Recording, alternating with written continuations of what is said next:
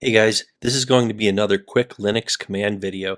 Check the link in the description for more info and for copy and paste examples.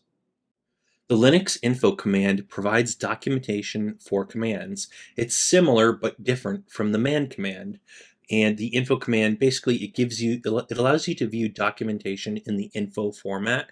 And these are structured pages containing hyperlinks and a huge amount of detail. It has a lot of the info command has a lot of functionality, but yeah, it's a bunch of documentation linked together, and it does a whole lot more than man pages do. Now, it serves a slightly different purpose, but it's you could view this as an alternative to man pages, but it's meant to have a somewhat different purpose. It's more like comprehensive documentation, whereas the man command is basic usage and examples and stuff like that. So it's a little bit different, and it's controversial. Some people dislike the info pages, and some people view them as being a good thing to have. I think they're good to have. Doesn't hurt to have them. Some people think they're terrible. So, anyways. Um, If you want to just open up the interface, you can just type info by itself and you can get in here and you can open things from in here. Um, yeah, you could open up different things from within here. You can say Q to quit, info. All right. Um, capital H will bring up basic command usage keys and stuff like that. And let's see what else. And H to get back out of there. All right. So, and just running yeah, H by itself will, right, see, say if you run info and you run lowercase h, gives you a tutorial. And what else here? So you can say, all right, let's say info ls to look at the ls command. Here's the documentation for the ls command. You can say, you could say tab to the next link. So that is a link right there. So note common options, tab. It'll tab to your next link. If you want to follow a link, you can press enter, and that brings you to general formatting. Yeah, in this case, I followed a link to general output formatting. Now you can what else?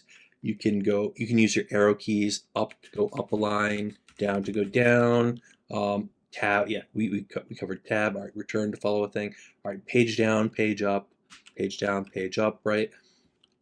You can say home to go to the beginning of this node, and end to go to the end of the node. So home and home. Yeah. Anyways, you can also use you can use a square bracket, opening square bracket to go to the previous node, closing square bracket to go to the next node in the document.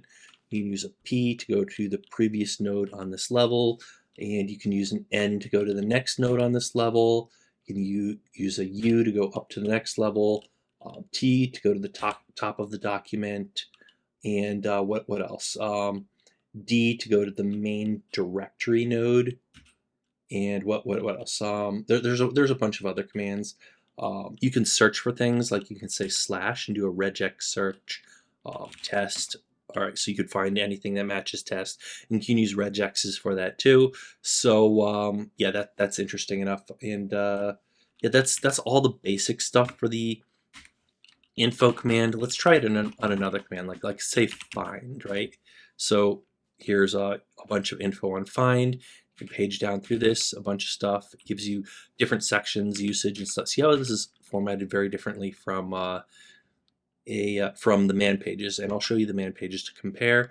And you have links like this. You can tab to the next link, and tab, and all right, no unregular expressions. We could follow this link, and now we find ourselves in a section on regexes. So anyways, compare that to the man pages, right? Man find is going to give you probably a pretty familiar format like this, and all the usage and stuff like that. So that serves a similar function, but the info pages are very different. I'm used to using man pages. I've been using them for like, probably the last, over 20 years, for a very, very long time. Yeah, definitely over 20 years I've been using man pages, and I've only just looked into info pages within the last month or so. So yeah, pretty recent. I don't use info pages that much, but I could see them being pretty useful. Generally, the standard thing people use is man pages. So anyways, that's everything that I want to show you. There's a ton of other options and things you can do with them. They're really fully featured, but I'm just going over the basics, showing you how to use this today. So that's basically everything I wanted to cover in regards to the info command. And before I forget, worth mentioning, the info command was installed when I tested this on Ubuntu. It was not installed by default on Debian, so I had to manually install the info command on Debian. So that's on Debian 12. Any case, yeah, just one side note, so it may not be available on your distro. You may need to install it. A lot of distros will come with it by default, so just wanted to point that out. Remember, check the links in the description for more info. Hit the subscribe button for more useful content like this. We also have a ton of other more interesting content covering things like coding, hardware, software, servers, Raspberry Pis, 3D printing, and a whole lot more. Hopefully you found this useful. Thanks for watching, and we'll see you guys on that next video.